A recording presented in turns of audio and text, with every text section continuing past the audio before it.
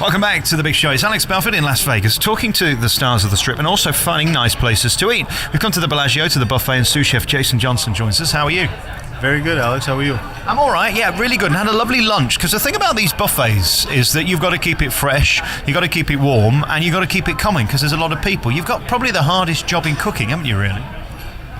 Well, it is difficult to keep everything looking fresh and presentable for everyone coming in, but we have a team of professionals in the front and even more importantly in the back of the house that are working nonstop 24 hours a day trying to prepare everything and also to fire all the food fresh so everything comes out looking nice and crisp and neat, and when the people approach the buffet, not only does it taste good, but everybody eats with their eyes before they eat with their mouth, so it looks good also. It's a difficult job, isn't it? Because you've got a big turnover of people coming in, and some people just want a quick rush lunch, other people want to spend an hour or two just sat here enjoying themselves. What are the rules then? How long does the food stay out? How much food is there? Give us some facts and figures. Well, our food generally stays out. I think the average lifespan of one of the items on a buffet, it'll sit out there for about 30 to 35 minutes. On a busy day, it's less. On a slower day, it's a little longer than that. But typically, about between 4,000 and 5,000 people will come through our doors every single day. So, in order to maintain that, and with the size of the pans that we put out, obviously, those pans aren't going to last very long. Because we're not putting out mountains of food. We're trying to put out small enough amounts that everything stays fresh and clean and proper. It's interesting how it's changed in Las Vegas, because in the old days it was all about the $1.99, eat as much as you like. Now it's high end, isn't it? It's proper food and obviously therefore more expensive. Well, there's a couple of the $1.99 or $4.99 buffets still scattered about Las Vegas. I'm very happy to say that we're not one of those. And every night we put out Kobe sirloin on one of our carving stations. We regularly have rack of lamb, duck breasts. We like to keep it more on the higher end and try to attract a more culinary and type personality to our buffet. And there's a choice of everything. There's breakfast at lunch, there's pizzas, there's burgers, there's salads, and then you've got Asian food as well. Some of it's to my taste and some of it not, but the point being you can pick and choose. Well, when you plan the menu for the buffet, you have to plan for who's in the casino. So a large clientele that comes to Las Vegas and frequents our casino is the Far East market. So obviously we need to have good offerings that represent that part of the world. And obviously everyone loves a good quick breakfast. So we have our omelet station, which has shrimp, crab meat, asparagus, all different types of cheeses. Plus, we have a butcher shop in the back of the house where we make all of our breakfast sausage fresh every day, and not just for the buffet, but for Cafe Bellagio, which we average another 2,500 people through the doors over there. For our banquet department, so if we have a banquet breakfast, for room service, we do about 1,500 people a day through there.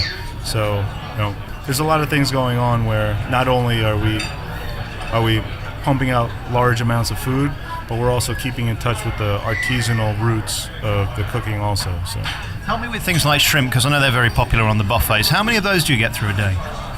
Shrimp, we go through about 200 pounds of shrimp every single day. Wow. So it's a job of keeping up and sourcing the food. Is that important where you get it from and keeping it seasonal as well?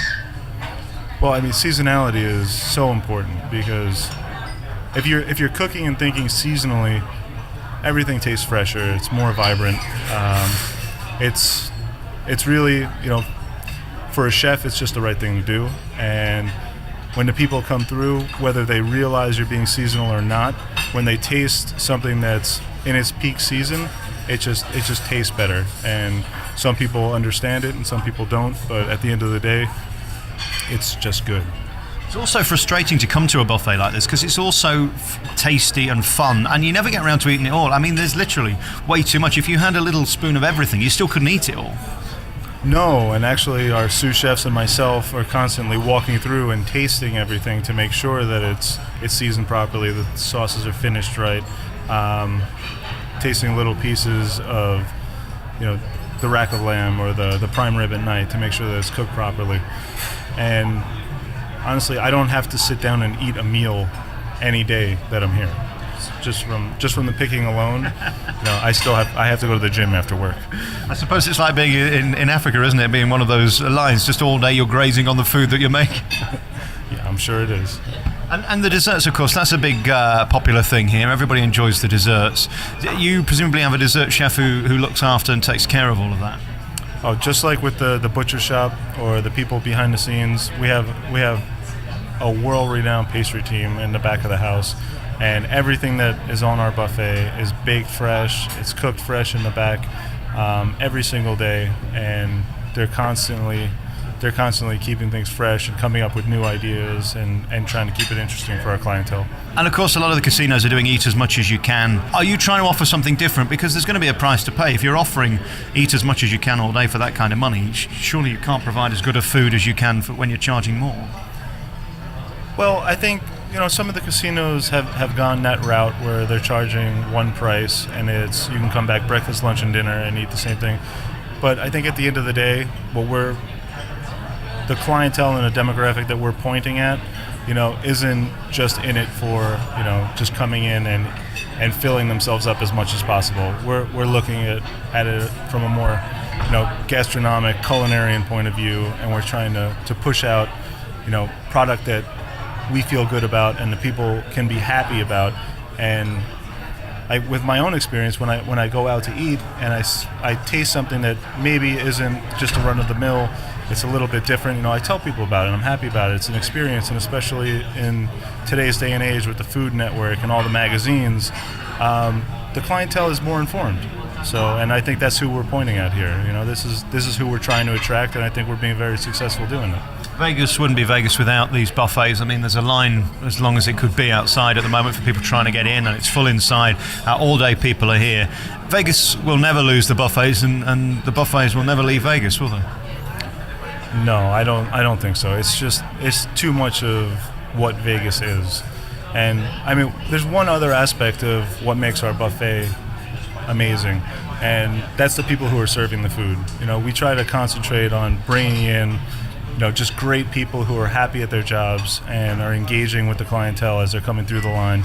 And I think that level of customer service that people typically expect from their server on the floor, here at the Bellagio, we're trying to give that to all of our clientele, from the people who are actually handing out the food and preparing the food fresh on our line also. It's really lovely to talk to you today. Jason Johnson is the sous chef here at Bellagio. The buffet is tremendous, and if you want to get here early, because the queues start fast, don't they? Oh yeah, I mean, they start at 7:30 in the morning, 8 o'clock in the morning, and maybe they die down a little bit in between meal periods, but they pick right back up again. Very nice to talk to you. Thank you, Jason. Thank you very much, Alex.